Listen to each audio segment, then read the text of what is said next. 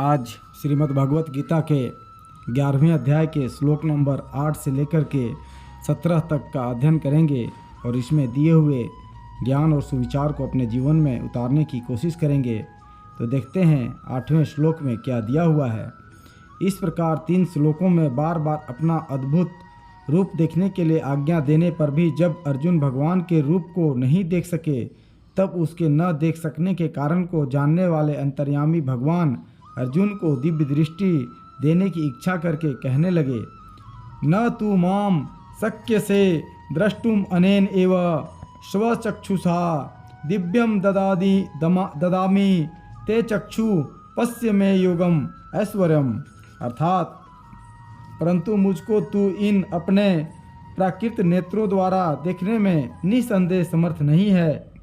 इसी से मैं तुझे दिव्य अर्थात अलौकिक चक्षु देता हूँ, उससे तू मेरी ईश्वरीय योग शक्ति को देख। यहाँ तू पद के साथ साथ यह कहने का क्या अभिप्राय है कि तू मुझे इन अपने साधारण नेत्रों द्वारा नहीं देख सकता। उससे भगवान ने यह भाव दिखलाया है कि तुम मेरे अद्भुत योग शक्ति से युक्त दिव्य स्वरूप के दर्शन करना चाहते हो। यह तो बड़े आनंद की बात है और मैं भी तुम्हें अपना वह रूप दिखलाने के लिए तैयार हूँ, परंतु भाई इन साधारण नेत्रों द्वारा मेरा वह अलौकिक रूप देखा नहीं जा सकता। उसको देखने के लिए जिस शक्ति की आवश्यकता है वह तुम्हारे पास नहीं है। आगे जानते हैं भगवान ने जो अर्जुन को दिव्य दृष्टि दी थी वह दिव्य दृष्टि क्या थी।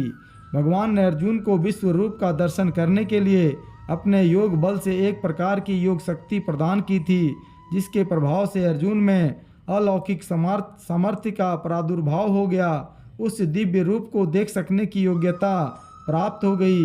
इसी योग शक्ति का नाम दिव्य दृष्टि है। ऐसी ही दिव्य दृष्टि श्री वेद व्यास जी ने संजय को भी दी थी। आगे जानते हैं, यदि यह मान लिया जाए कि भगवान ने अर्जुन को ऐसा ज्ञान दिया कि जिससे अर्जुन इस समस्त विश्व को भगवान का स्वरूप मानने लगे और उस ज्ञान का नाम ही यहाँ दिव्य दृष्टि है, तो क्या हानि है। यहाँ के प्रसंग को पढ़कर यह नहीं माना जा सकता कि ज्ञान के द्वारा अर्जुन का इस दृश्य जगत को भगवत रूप समझ लेना ही विश्व रूप दर्शन था और वह ज्ञान ही दिव्य दृष्टि थी। समस्त विश्व को ज्ञान के द्वारा भगवान के एक अंश में देखने के लिए तो अर्जुन को 10वें अध्याय के अंत में ही कहा जा चुका था और उसको उन्होंने स्वीकार भी कर लिया था। इस प्रकार स्वीकार कर लेने के बाद भी अर्जुन अब भगवान से बल, वीर्य, शक्ति और तेज से युक्त अपने उनके ईश्वरीय स्वरूप को प्रत्यक्ष देखने की इच्छा करते हैं और भगवान भी अपने श्री कृष्ण रूप के अंदर ही एक ही जगह समस्त विश्व को दिखला रहे हैं। तब यह कैसे माना जा सकता है कि वह ज्ञान द्वारा समझा जाने वाला रूप था।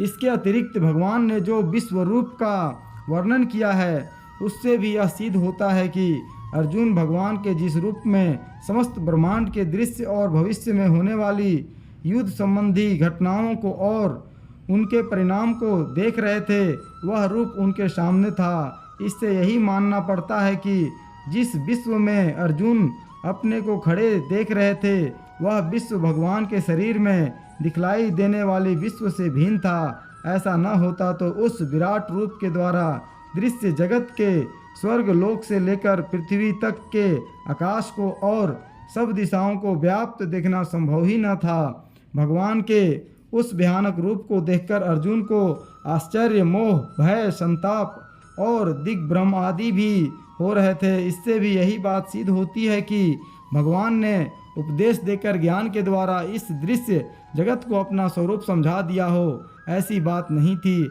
ऐसा होता तो अर्जुन को भय, संताप, मोह और दिग्भ्रम आदि होने का कई कारण नहीं रह जाता। आगे जानते हैं, यह मान लिया जाए तो क्या आपत्ति है कि जैसे आजकल रेडियो आदि यंत्रों द्वारा दूर देश के शब्द सुने तथा दृश्य देखे जा सकते हैं, वैसे ही भगवान ने उन्हें कोई ऐसा यंत्र दे दिया हो जिससे वे एक ही जगह खड़े समस्त विश्व को बिना किसी बाधा के देख सके हों और उस यंत्र को ही दिव्य दृष्टि कहा गया हो। रेडियो आदि यंत्रों द्वारा एक काल में एक जगह दूर देश कि वे ही शब्द और दृश्य सुने और देखे जा सकते हैं जो एक देशीय हों और उस समय वर्तमान हों। उनसे एक ही यंत्र से एक ही काल में एक ही जगह सब देशों की घटनाएं नहीं देखी सुनी जा सकती, न उससे लोगों के मन की बातें प्रत्यक्ष देखी जा सकती हैं और न भविष्य में होने वाली घटनाओं के दृश्य ही। इसके अतिरिक्त यहाँ के प्रसंग में ऐसी कोई बात नहीं है जिससे यह सिद्ध हो सके कि अर्जुन ने किसी यंत्र द्वारा भगवान के विश्व रूप को देखा था। अतएव ऐसा मानना सर्वथा युक्ति विरुद्ध है। हाँ, रेडियो आदि यंत्रों के आविष्कार से आजकल के अविश्वासी लोगों को किसी सीमा तक समझाया जा सकता है कि जब रेडियो आदि भौतिक यंत्रों द्वारा दूर देश की घटनाएं सुनी देखी जा सकती हैं, तब भगवान की प्रदान की हुई योग शक्ति द्वारा उनके विश्व रूप का देखा जाना कौन बड़ी बात है। अवश्य ही यहाँ यह भी ध्यान रखना चाहिए कि यह भगवान का कोई ऐसा मायामय मनोयोगी नहीं था जिसके प्रभाव से अर्जुन बिना ही हुए ऐसी घटनाओं को स्वप्न के दृश्यों की भांति देख रहे थे। अर्जुन जिस स्वरूप को देख रहे थे वह प्रत्यक्ष सत्य था और उसके देखने का एकमात्र साधन था भगवत कृपा से मिली हुई योग शक्ति रूप दिव्य दृष्टि। अब आगे जानते हैं ऐश्वरम विशेषण के सहित योगम पद किसका वाचक है और उसे देखने के लिए कहने का क्या अभिप्राय है। अर्जुन को जिस रूप के दर्शन हुए थे वह दिव्य था। भगवान ने अपनी अद्भुत योग शक्ति से ही प्रकट करके उसे अर्जुन को दिखलाया था। अतः उसके देखने से ही भगवान की अद्भुत योग शक्ति के दर्शन आप ही हो जाते हैं।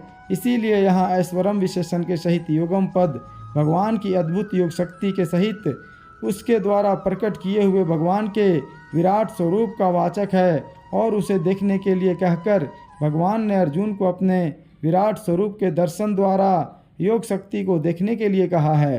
अब आगे देखते हैं 9वें श्लोक में क्या दिया हुआ है। अर्जुन को दिव्य दृष्टि देकर भगवान ने जिस प्रकार का अपना दिव्य विराट स्वरूप दिखलाया था और 5 श्लोकों द्वारा संजय उसका वर्णन करते हैं। कहते हैं एवं उक्त्वा ततः राजन महायोगेश्वर हरि दर्श्यामास परथाय परमं रूपम ऐश्वरम। अर्थात संजय कहते हैं, हे राजन, महायोगेश्वर और सब पापों के नाश करने वाले भगवान ने इस प्रकार कहकर उसके पश्चात अर्जुन को परम ऐश्वर्य युक्त दिव्य स्वरूप दिखलाया।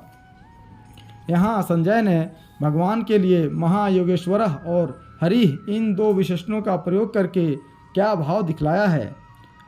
जो महान यानी बड़े से बड़े योगेश्वर हों उनको महायोगेश्वर तथा सब पापों और दुखों के हरण करने वालों को हरि कहते हैं। इन दोनों विशेषणों का प्रयोग करके संजय ने भगवान की अद्भुत शक्ति सामर्थ्य की ओर लक्ष्य कराते हुए धृतराष्ट्र को सावधान किया है।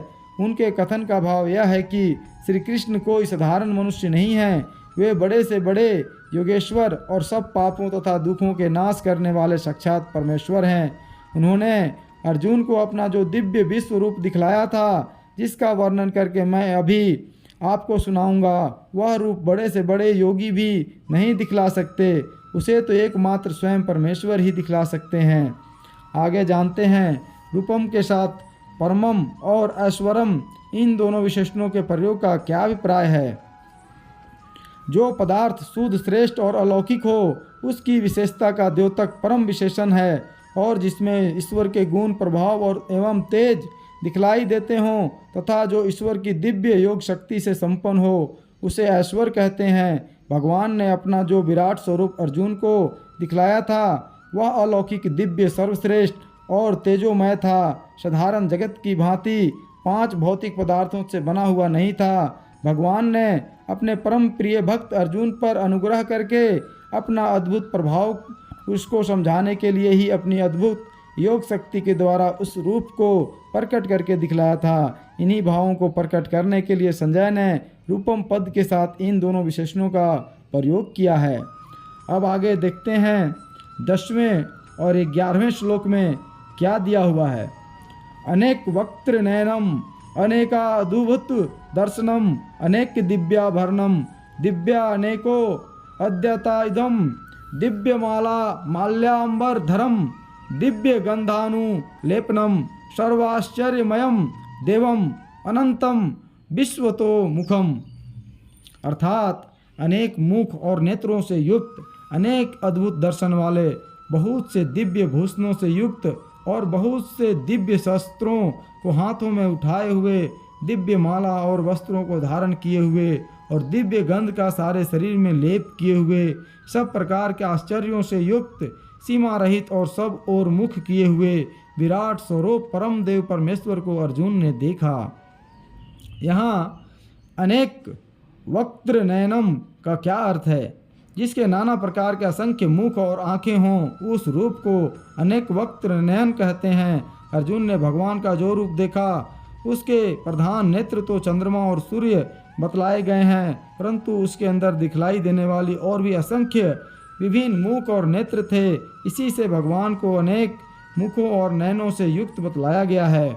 आगे जानते हैं अनेक अद्भुत दर्शनम का क्या अर्थ है? जो दृश्य पहले कभी न देखे हुए हों, जिनका ढंग विचित्र और आश्चर्यजनक हो, उनको अद्भुत दर्शन कहते हैं। जिस रूप में ऐसे असंख्य अद्भुत दर्शन हो, उसे अनेक अद्भुत दर्शन कहते हैं। भगवान के उस विराट स्वरूप में अर्जुन ने ऐसे असंख्य अलौकिक विचित्र दृश्य देखे थे, इसी कारण उनके लिए यह विशेषण दिया गया है। आगे जानते हैं अनेक दिव्याभरणम का क्या अर्थ है? आभरण गहनों को कहते हैं। जो गहने अलौकिक गहनों से विलक्षण, तेजोमय और अलौकिक हों, उन्हें दिव्य कहते हैं। तथा जो रूप ऐसे असंख्य दिव्य आभूषणों से विभूषित हों, उसे अनेक दिव्याभरण कहते हैं। भगवान का जो रूप अर्जुन ने देखा था, वह नाना प्रकार के असंख्य तेजोमय दिव्य आभूषणों से युक्त था। इस कारण भगवान के साथ यह विशेषण दिया गया है। अब आगे जानते हैं दिव्या अनेकों देवता युद्धम का क्या अर्थ है? जिसने युद्ध किया जाए, उन शस्त्रों का नाम आयुध है। और जो आयुध अलौकिक तथा तेजोमय हों, उनको दिव्य कहते हैं। जैसे भगवान विष्णु के चक्र, गदा और धनुष आदि हैं, इस प्रकार के असंख्य दिव्य शस्त्र भगवान ने अपने हाथों में उठा रखे थे, इसीलिए उन्हें दिव्य अनेकों देवता युद्ध कहा है। अब आगे जानते हैं दिव्य मलांबर धर्म का क्या अर्थ है? जिसने बहुत उत्तम तेजोमय अलौकिक मालाएं और वस्त्रों को धारण कर रखा हो, उसे दिव्य मलांबर धर कहते हैं। विश्व रूप भगवान ने अपने गले में बहुत सी सुंदर सुंदर तेजोमय अलौकिक मालाएं धारण कर रखी थी, तथा वे अनेक प्रकार के बहुत ही उत्तम तेजोमय अलौकिक वस्त्रों से सुसज्जित थे, इसीलिए उनके साथ यह विशेषण दिया गया है। अब आगे जानते हैं दिव्य अनुलेपन का क्या अर्थ है? चंदन आदि जो लौकिक गंध हैं, उनसे विलक्षण अलौकिक गंध को दिव्य गंध कहते हैं। ऐसे दिव्य गंध का अनुभव प्राकृत इंद्रियों से न होकर दिव्य इंद्रियों द्वारा ही किया जा सकता है। जिसके समस्त अंगों में इस प्रकार का अत्यंत मनोहर दिव्य गंध लगा हो, उसको दिव्य गंधानुलेपन कहते हैं। आगे जानते हैं सर्व आश्चर्यमयम का क्या अर्थ है? भगवान के उस विराट रूप में उपर्युक्त प्रकार से मुख, नेत्र, आभूषण, शस्त्र, माला, वस्त्र और गंध आदि सभी आश्चर्यजनक थे, इसीलिए उन्हें सर्व आश्चर्यमय कहा गया है। आगे जानते हैं अनंतम का क्या अभिप्राय है? जिसका कहीं अंत किसी और भी और छोर न हो, उसे अनंत कहते हैं। अर्जुन ने भगवान के जिस विश्व रूप के दर्शन किए, वह इतना लंबा चौड़ा था जिसका कहीं भी अंत न था, इसलिए उसको अनंत कहा है। आगे जानते हैं विश्व तो मुखम का क्या अभिप्राय है? जिसके मुख सब दिशाओं में हों, उसे विश्व तो मुख कहते हैं। भगवान के विराट रूप में दिखलाई देने वाले असंख्य मुख समस्त विश्व में सब ओर थे, इसीलिए उन्हें विश्व तो मुख कहा है। आगे जानते हैं देवम पद का क्या अर्थ है और इसके प्रयोग का क्या अभिप्राय है? जो प्रकाशमय और पूज्य हों, उन्हें देव कहते हैं। जहाँ देवम पद का प्रयोग करके संजय ने यह भाव दिखलाया है कि परम तेजोमय भगवान श्री कृष्ण को अर्जुन ने उपर्युक्त विशेषणों से युक्त देखा। अब आगे देखते हैं 12वें श्लोक में क्या दिया हुआ है। उपर्युक्त विराट स्वरूप परम देव परमेश्वर का प्रकाश कैसा था, अब उसका वर्णन किया जाता है। कहते हैं, दिवि सूर्य सहस्रस्य भवेत् युगपुत उत्पिता यदि भावः सदृशी सा स्यात् भासः तस्य महात्मना। अर्थात आकाश में 1000 सूर्यों के एक साथ उदय होने से उत्पन्न जो प्रकाश हो, वह भी उस विश्वरूप परमात्मा के प्रकाश के सदृश कदाचित ही हो। यहाँ भगवान के प्रकाश के साथ 1000 सूर्यों के प्रकाश का सादृश्य बताने का क्या अभिप्राय है? इसके द्वारा विराट स्वरूप भगवान के दिव्य प्रकाश को निरूपम बतलाया गया है। अभिप्राय यह है कि जिस प्रकार हजारों तारे एक साथ उदय होकर भी सूर्य की समानता नहीं कर सकते, उसी प्रकार 1000 सूर्य यदि एक साथ आकाश में उदय हो जाएं, तो उसका प्रकाश भी उस विराट स्वरूप भगवान के प्रकाश की समानता नहीं कर सकता। इसका कारण यह है कि सूर्यों का प्रकाश अनित्य, भौतिक और सीमित है, परंतु विराट स्वरूप भगवान का प्रकाश नित्य, दिव्य, अलौकिक और अपरिमित है। अब आगे देखते हैं 13वें श्लोक में क्या दिया हुआ है। भगवान के उस प्रकाश में अद्भुत स्वरूप में अर्जुन ने सारे विश्व को किस प्रकार देखा, अब यह बतलाया जाता है। तत्र एकस्थम जगत कृतस्नम परविभक्तम अनेकधा अपश्यत देवदेवस्य शरीरे पांडवः तदा। अर्थात पांडुपुत्र अर्जुन ने उस समय अनेक प्रकार से विभक्त अर्थात पृथक पृथक संपूर्ण जगत को देवों के देव श्री कृष्ण भगवान के उस शरीर में एक जगह स्थित देखा। यहाँ तदा पद किस समय का वाचक है? जिस समय भगवान ने अर्जुन को दिव्य दृष्टि देकर अपनी असाधारण योग शक्ति के सहित विराट रूप देखने के लिए आज्ञा दी, उसी समय का वाचक यहाँ तदा पद है। आगे जानते हैं, जगत पद के साथ अनेकधा, परविभक्तम और कृत स्नम विशेषण देकर क्या भाव दिखलाया गया है।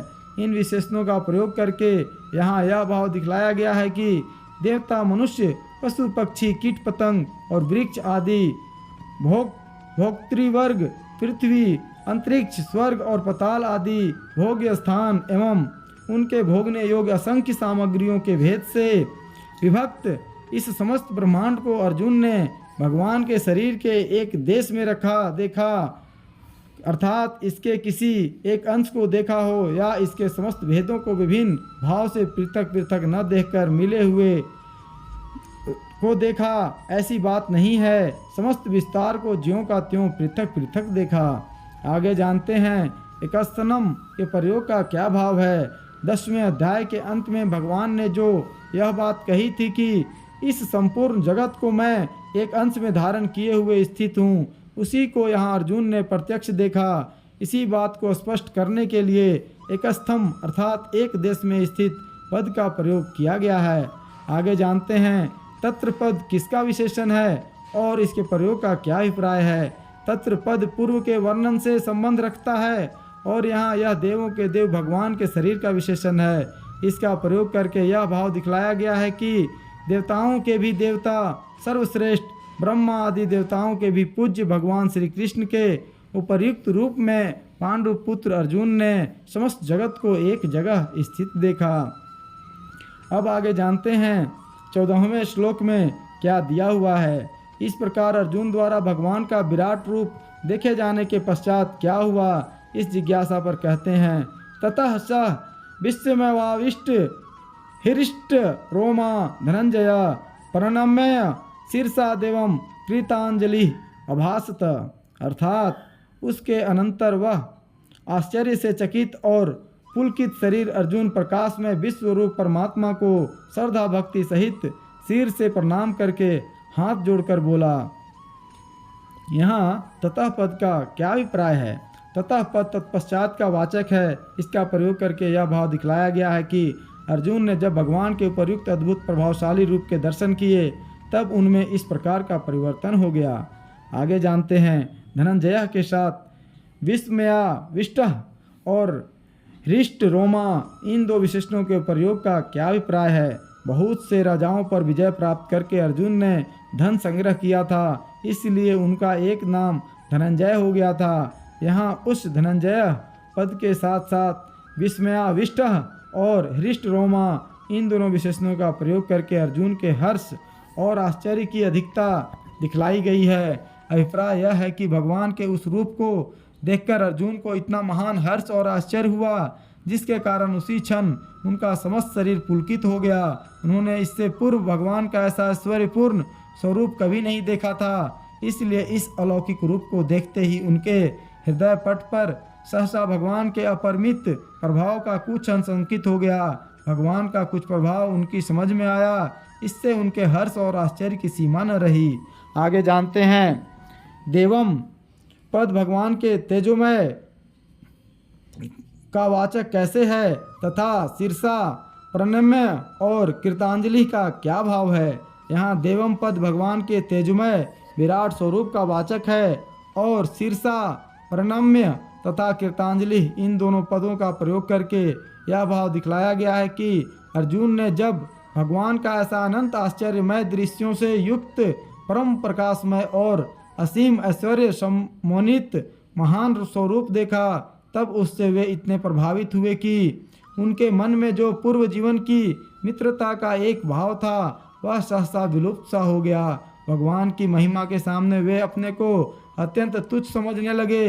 भगवान के प्रति उनके हृदय में अत्यंत पूज्य भाव जागृत हो गया और उस पूज्य भाव के प्रभाव से बिजली की तरह गति उत्पन्न करके उनके मस्तक को उसी क्षण भगवान के चरणों में टिका दिया और वे हाथ जोड़कर बड़े ही विनम्र भाव से श्रद्धा भक्ति पूर्वक भगवान का स्तुति करने लगे।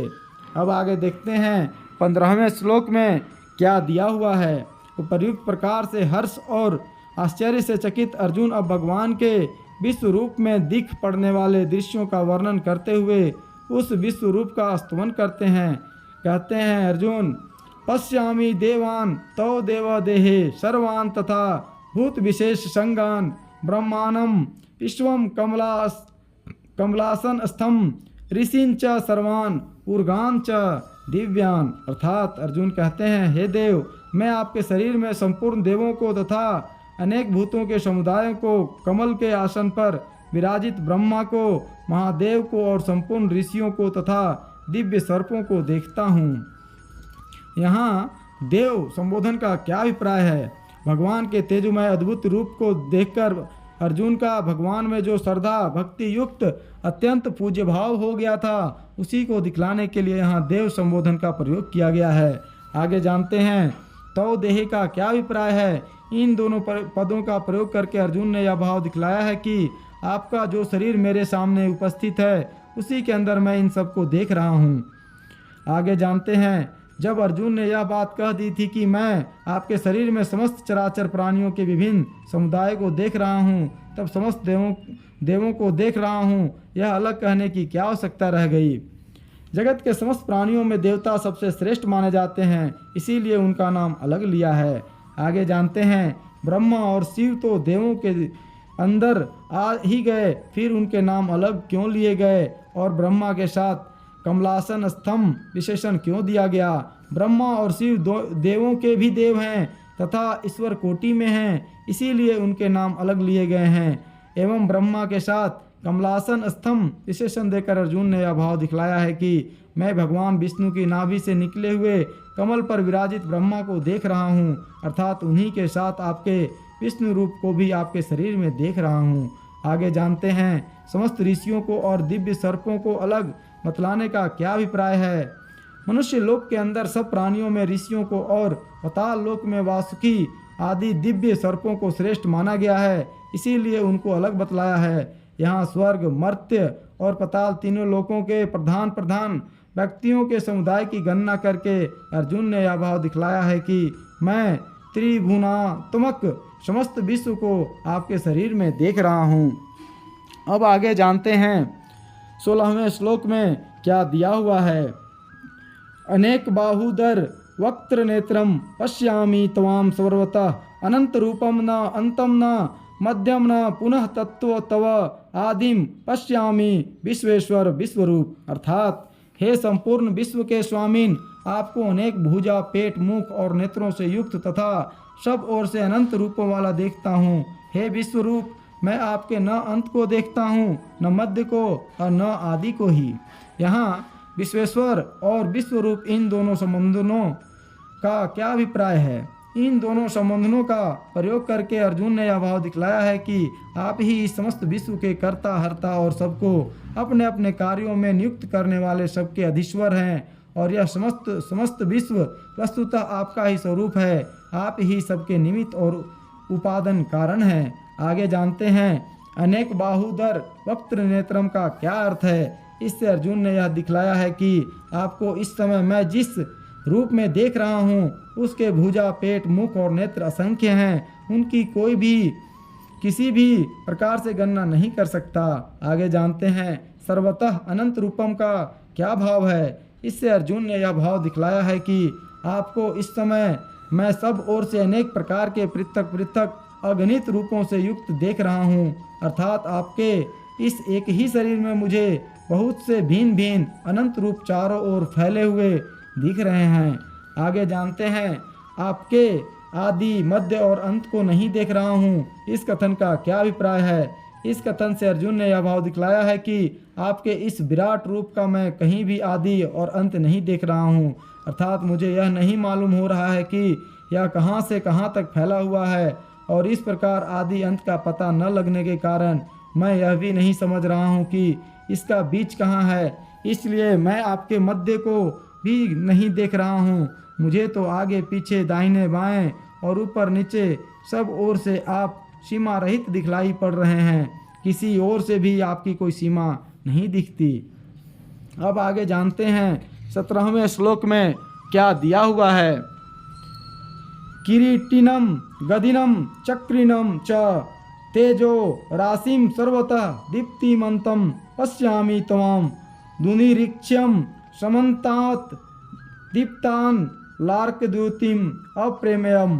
अर्थात आपको मैं मुकुट युक्त, गदा युक्त और चक्र युक्त तथा सब ओर से प्रकाशमान तेज के पुंज प्रज्वलित अग्नि और सूर्य के सदृश ज्योति युक्त, कठिनता से देखे जाने योग्य और सब ओर से अप्रमेय स्वरूप देखता हूँ। यहाँ किरीटिनिम, गदिनिम और चक्रिनम का क्या अभिप्राय है? जिसके सिर पर किरीट अर्थात अत्यंत शोभा और तेज से युक्त मुकुट विराजित हो उसे किरीटी कहते हैं। जिसके हाथ में गदा हो उसे गदी कहते हैं और जिसके पास चक्र हो उसे चक्री कहते हैं। इन तीनों पदों का प्रयोग करके अर्जुन ने यह भाव दिखलाया है कि मैं आपके इस अद्भुत रूप में भी आपको महान तेजोमय मुकुट धारण किए तथा हाथों में गदा तथा चक्र लिए हुए ही देख रहा हूँ। आगे जानते हैं सर्वतः दीप्तिमंतम और तेजो राशिम का क्या अभिप्राय है। जिसका दिव्य प्रकाश ऊपर नीचे, बाहर भीतर एवं सब दिशाओं में फैला हुआ हो उसे सर्वतो दीप्तिमान कहते हैं तथा प्रकाश के समूह को तेजो राशि कहते हैं। इन दोनों पदों का प्रयोग करके अर्जुन ने यह भाव दिखलाया है कि आपका यह विराट रूप मुझको मूर्तिमान, तेज पुंज तथा सब ओर से परम प्रकाश युक्त दिखलाई दे रहा है। आगे जानते हैं सर्वतो दीप्तिमंतम और तेजो राशिम यह विशेषण दे चुकने के बाद उसी भाव के द्योतक दीप्तान लार्कुर द्युतम पद के प्रयोग की क्या आवश्यकता है। भगवान का यह विराट रूप परम प्रकाश युक्त और मूर्तिमान तेज पुंज कैसे था। अग्नि और सूर्य की उपमा देकर इसी बात का ठीक ठीक अनुमान करा देने के लिए दीप्तान लार्क द्युतिम पद का प्रयोग किया गया है। अर्जुन इससे यह भाव दिखला रहे हैं कि जैसे प्रज्वलित अग्नि और प्रकाश पुंज सूर्य प्रकाशमान तेज की राशि हैं, वैसे ही आपका यह विराट स्वरूप उनसे भी असंख्य गुना अधिक प्रकाशमान तेज पुंज है। अर्थात अग्नि और सूर्य का वह तेज तो किसी एक ही देश में दिखलाई पड़ता है, परंतु आपका तो यह विराट शरीर सभी ओर से उनसे भी अनंत गुना अधिक तेजोमय दिख रहा है। आगे जानते हैं दुर्निरीक्षम का क्या भाव है और यदि भगवान का वह रूप दुर्निरीक्ष्य था तो अर्जुन कैसे उसको देख रहे थे। अत्यंत अद्भुत प्रकाश से युक्त होने के कारण प्राकृत नेत्र उस रूप को सामने खुले नहीं रह सकते, अतएव सर्वसाधारण के लिए उसको दुर्निरीक्ष्य बतलाया गया है। अर्जुन को तो भगवान ने उस रूप को देखने के लिए ही दिव्य दृष्टि दी थी और उसी के द्वारा वो उसके देख रहे थे। इस कारण दूसरों के लिए दुर्निरीक्ष्य होने पर भी उनके लिए वैसी बात नहीं थी। आगे जानते हैं समन्तात अप्रेम्यम का क्या अभिप्राय है?